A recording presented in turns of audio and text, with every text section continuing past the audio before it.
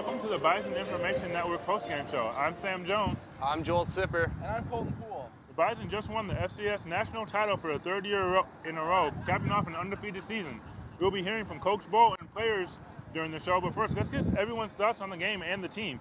Guys, what were your thoughts on the game? Let's start with you, Colton.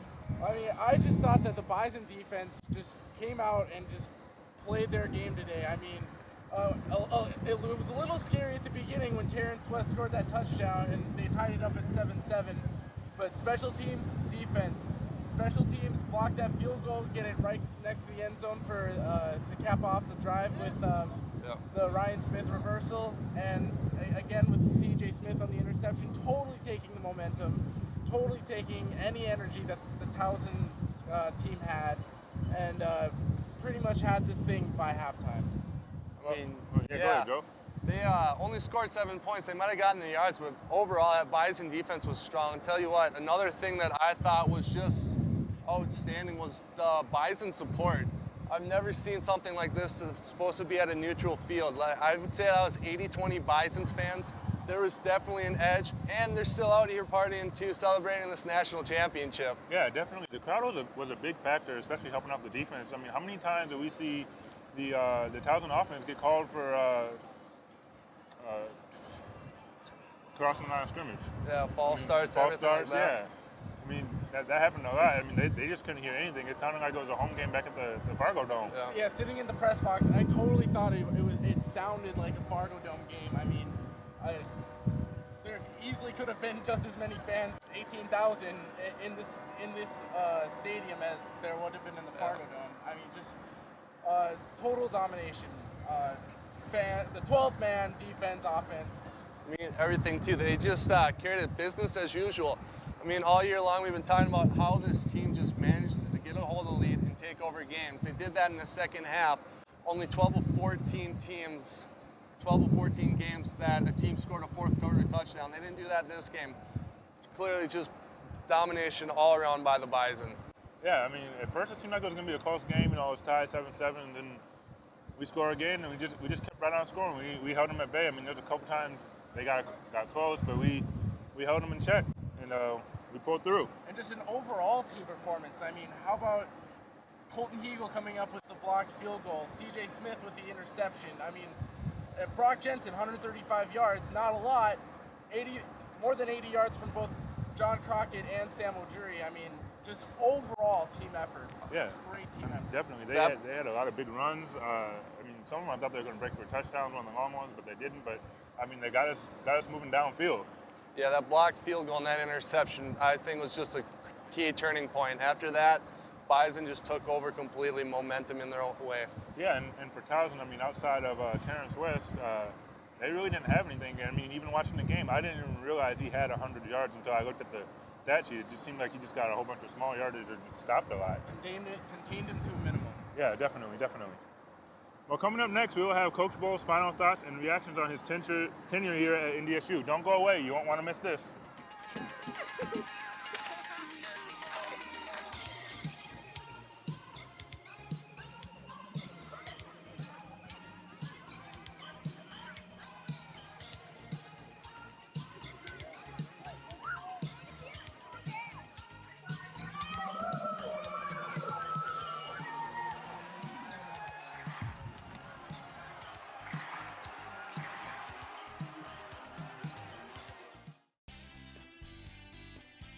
Deeks Pizza.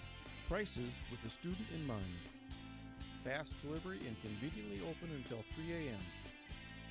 Order by phone at 701-235-0708. Order online at deekspizza.com or order with Deeks' easy-to-use mobile app. NDSU. Make Deeks your choice for pizza this semester. That's Deeks. Great pizza that won't empty your pockets. Welcome back to the Bison Information Network postgame show. The Bison won their third national title just a few hours ago, but it couldn't have been done without their leader, Coach Bull. Let's hear what he had to say about today's game. Towson's a very talented offense, and we were hanging in there, but they were moving the football, and so for us to caused those two, whether it was a blocked field goal or the interception. We scored twice on them, and I really think that created a ton of energy and momentum. So I thought that was really special. Concerning Grant, he's a really unique player. And I don't know if I've ever been around a more instinctive football player. And I've coached a long time in a lot of different leagues, and he's got great instincts. And this was a type of game that, because of the injury that he sustained, he was still able to go in there and compete. Actually, he played a little bit more than what I had thought he could play, and so it was great to see him out there. And he was tackling a back that was declaring himself to go in the NFL, and so really a great effort by Grant. It certainly meant a lot to our players to have him out there. So, guys, what's your final thoughts on Coach Bull's final game? I think, what he was talking about, he was absolutely right. Obviously about the two momentum plays there, and blocking the field goal, getting the interception. Two huge plays in that game to secure the win. And not only that, but Grant Olsen, how about the heart of that guy? I mean, to come out with a torn ACL and be tackling a guy that's maybe possibly going to the NFL this next year. Yeah. I mean, just total dedication by that guy, and I sincerely hope that he gets an NFL shot after this year. Right, definitely. I feel like he's like the heart and soul of the team. He inspires the team. I feel like he helped inspire them to play better. I mean, he gets out there, torn ACL, puts in as much work as he can. I mean, he's working hard to make sure he can play in that final game.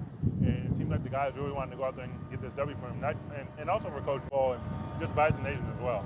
Tell you what, watching this team the past 3 years, it's incredible how you see these players look up to Coach Bull as a father figure.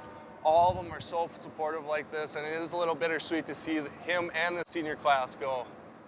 Yeah, it really is. But I think also next year, we're going to still have a pretty decent team. They still have a decent team, yeah. Our underclassmen, they're really good. I mean, some of them started and played significant minutes, and, next year's their year to step up. Yeah, Coach Kleiman is not going to have the cupboards empty next year because, I mean, not only there are a lot of guys that are playing right now, like C.J. Smith, he's definitely been an impact player this year. But also, I mean, Carson Wentz coming up, he's going to be the real deal. I'm calling it right now for everyone to see. Carson Wentz is going to be legit next year. Right, and then you also have John Crockett coming back. I mean, obviously, you need someone else to replace O'Jerry, to back up Crockett, but I mean, you still have him. I mean, him and O'Jerry are just like a two-man tandem. So I mean, you still got Crockett coming back. We have Little John coming back on the defense, help anchor the defense. So I mean, that's going to be really, really big. That whole linebacking core is going to be back. Oh, discounting Grant Olsen, but I mean, Esley Thornton, Travis Beck, Carlton Littlejohn, all back, and that is huge for this defense. That Bison will be strong. Absolutely. Yeah, and then also Zach Rouse coming back too. So I mean, they still have a weapon on offense to throw the ball to. So I mean, they're losing a lot of people, but they're still going to be very, very competitive next year. I mean, with all that being said, it will feel a little bit different not seeing Coach Bull on the sidelines. All right, coming up next on the Bison Information Network postgame, we'll have player reactions, interviews, thoughts after the break.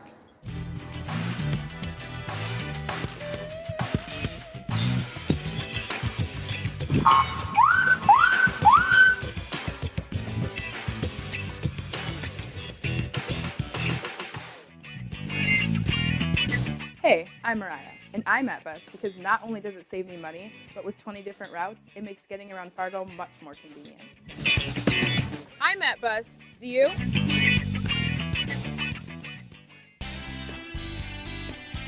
Deeks Pizza. Prices with the student in mind. Fast delivery and conveniently open until 3 a.m. Order by phone at 701-235-0708. Order online at deekspizza.com or order with Deeks' easy-to-use mobile app. NDSU. Make Deeks your choice for pizza this semester. That's Deeks. Great pizza that won't empty your pockets.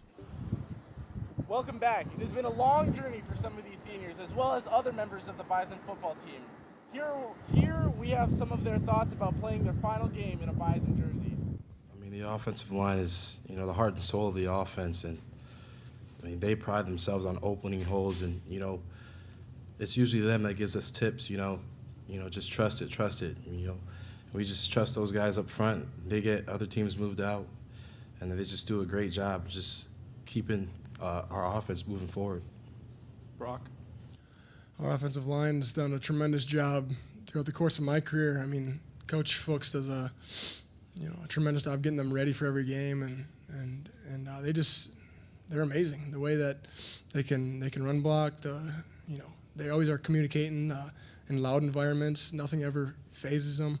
They're an impressive bunch of guys, and they've kept me on my feet my whole career. I don't know how many times I've been sacked in my career, but not a whole heck of a lot, and most of them probably were my fault. So they're a really good bunch. All right, guys. I mean, what do you think about this senior class? Obviously, the huge impact on this program. 3 national championships, undefeated season this year. I mean, what can you say about this group of guys? I think one thing that Ojuri and Jensen pointed out was that offensive line. I mean, basically just about all seniors. I mean, they really stepped up this year. They protected Jensen, they protected Crockett, protected Ojuri. I mean, Jensen happened to mention, he really didn't get sacked too much this year thanks to his line. I mean, he said the times he probably did get sacked, it was probably his fault. But they just did a good job creating holes for everyone, and you could see that throughout every game. Just great runs downfield and pushing us downfield. Tell you what, I don't know, just seeing these group of guys, they seem like a tight-knit group, just sort of like a brotherhood. And what's going to be interesting is just seeing where these guys go now. I mean, yeah, Billy Turner, he's been getting looks from NFL teams. Marcus Williams, he's just had a phenomenal career here. And Brock Jensen, some of these guys, it's going to be interesting if they get invited to camps, maybe if some get drafted. I know it's just at the FCS level, but Brock Jensen, when you look at him, he doesn't have that wow factor that sort of pops out on tape. But I see him just very composed guy, and I wonder if an NFL team will, give this kid a shot. Absolutely. The NFL Pro Day in Fargo is going to be very, very interesting because a lot of guys are going to want to certainly do well. I mean, right. Obviously Billy Turner is going to get his looks in the Under Armour Bowl, in the Under Armour Senior Bowl, and Marcus Williams, he's going to be in the Shrine Bowl, I believe. But I mean, also Brock Jensen, like you said, he's proven to be a winner, and that is certainly key at the NFL level. However he does it, on the ground, through the air. I mean, that guy's a winner. It seems like he has that Tim Tebow factor to definitely. him. Yeah, absolutely. And Marcus, he's one of the 5 players at the FCS level that's projected to be drafted. So I think he'll find a team. Not sure what round he'll go in, but he'll definitely find a team. He'll be playing the NFL next year. One thing I want to hope for is that they all finish with some type of degree. Come May. I mean, that's an important thing. But yeah, I mean, Marcus will probably go. I think Billy Turner will find himself on a team next year. And hopefully Brock Jensen will get some looks. I think he can make some roster somewhere. I'm really curious to see how NFL teams look at Grant Olson, because I think he could have gotten a legitimate shot at an NFL team before his injury, but we'll see how he heals up. I mean, certainly the way he's been able to play through an ACL tear. I mean, that speaks volumes for it. Really does. It really does. Any NFL squad. I don't think they're going to question his toughness at all. Just his heart and his toughness. It's just basically if he fits their system or some team finds a match for him. Right. Well, also I know Grant is really big into coaching. So I mean, if he just doesn't make it to the NFL, I think he'll make a really good coach. I mean, I know that first game after his injury, he was kind of trying to point out things to Coach Ball, trying to be somewhat of a coach. So I mean, that would be really good. I mean, he's a leader, and I think he'd have the respect of the players that he coaches. Yep. I mean, of course, Grant Olson, he knows his football, so he's gonna, like you said, if he decides to be a coach, he's gonna do really well. And whatever he decides to do, play football, coach football, he knows what he's doing. I definitely foresee a great career in his future. Oh, definitely. Yep. Well, anyways, that's all the time we have. Thank you for watching the post-game show. Check us out on our website at ndsubend.com. Thank you and have a good night.